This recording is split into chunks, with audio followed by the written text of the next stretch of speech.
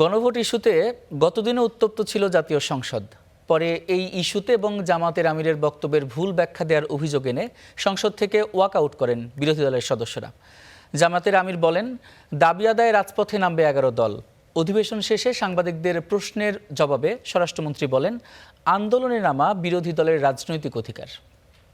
আমরা বুঝে শুনেই বলছি যে এই দুই কারণেই আমরা এখন ওয়াকআউট করছি। আপনাকে ধন্যবাদ। সংসদের প্রথম অধিবেশনের ষষ্ঠ দিনে দ্বিতীয়বারের মতো ওয়াকআউট করল বিরোধী দল। তারা ওয়াকআউট করতে পারেন, কিন্তু যে কথাগুলো এ নিয়ে সংসদের মধ্যভাগে উত্তেজনা। স্পিকারের অনুরোধের পরও অধিবেশন কক্ষ ত্যাগ করলেন বিরোধী দলের সব সদস্য। মাননীয় বিরোধী দলীয় নেতা পরে আনুষ্ঠানিক ব্রিফিংয়ে কারণ ব্যাখ্যা করেন বিরোধী দলীয় নেতা। বলেন, গণভোট ইস্যুতে সরকারের অবস্থান জনগণের রায়কে অসম্মান করেছে। এ সময় বিরোধী 11 দল একসাথে সিদ্ধান্ত নিয়ে আন্দোলনে নামার হুঁশিয়ারি দেন তিনি। আন্দোলন আমরা করব, জনগণকে সাথে নিয়ে করব। তবে আমি বলেছি যে আমাদের 11টি দল আমরা একত্রে বসে দ্রুতই আমরা বসছি এবং বসে আমরা আমাদের সিদ্ধান্তগুলো নেব। অধিবেশন শেষে এ নিয়ে সাংবাদিকদের প্রশ্নের জবাবে স্বরাষ্ট্রমন্ত্রী বলেন, রাজপথে আন্দোলনে নামা বিরোধী দলের অধিকার। এটা দাবি নয়, মুলতবি প্রস্তাবের উপরে আলোচনা চেয়েছিলেন।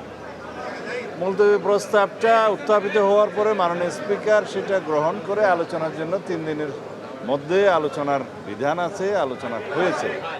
2 ঘন্টা বিধান আছে আলোচনা করার। সেই 2 ঘন্টার মধ্যে অধিকাংশ সময় তাদেরকে দেয়া হয়েছে, মানে সরকারি দলের চেয়ে বেশি। এর আগে সংসদে জুলাই সনদ নিয়ে আলোচনা করতে সরকারি দল আরেকটি মুলতবি প্রস্তাব করে, যা নিয়ে 5 এপ্রিল 2 ঘন্টা আলোচনা হবে বলে জানান স্পিকার। 53 বছরের সংসদীয় ইতিহাসে প্রথমবার ট্রেজারি বেঞ্চের কোনো সদস্য এই প্রস্তাব আনলেন। জুলাই জাতীয় সনদ 2025-এর বাস্তবায়ন পদ্ধতি কি হবে সেই বিষয়ে সংসদ মুলতবি রেখে আলোচনা করার জন্য আমি 62 বিধি আপনার মাধ্যমে উপস্থাপন করছি। 2 ঘন্টা কাল মাননীয় সদস্য জনাব জয়নুল আবদিন ফারুকের এই মুলতবি প্রস্তাবটি আলোচনার জন্য সময় নির্ধারণ করছি।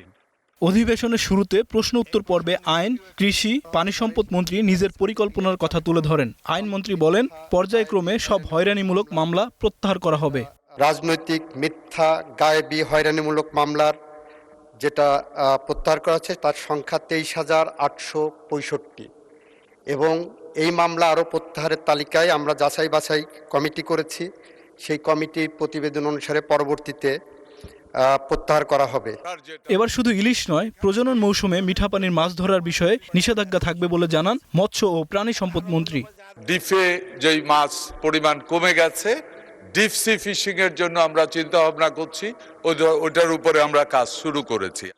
বৃহস্পতিবার 3:30টায় বসছে সংসদ অধিবেশন। রোজ বৃহস্পতিবার। আইমন সাজিদ, স্টার নিউজ, ঢাকা।